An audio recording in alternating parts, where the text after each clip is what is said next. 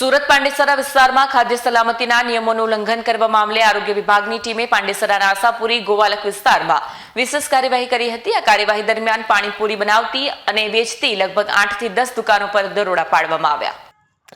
સુરતના દેલાડવા ગામમાં રામજી મંદિર પાસે તળાવના કિનારે કડકડતી ઠંડીમાં એક માસૂમ બાળકીને તેની જ જનિતા ભગવાન ભરોસે છોડીને ચાલી ગઈ હતી।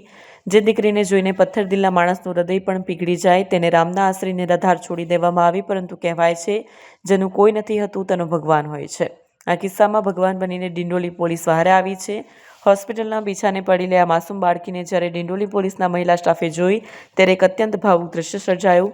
મહિલા પીએસઆઈના માતૃત્વની લાગણી છલકાઈ ઉઠી અને તેમણે બાળકીને પોતાની ગોદમાં લઈ તેવી રીતે વહાલ કર્યું જાણે તે તેમની પોતાની જ દીકરી હોય।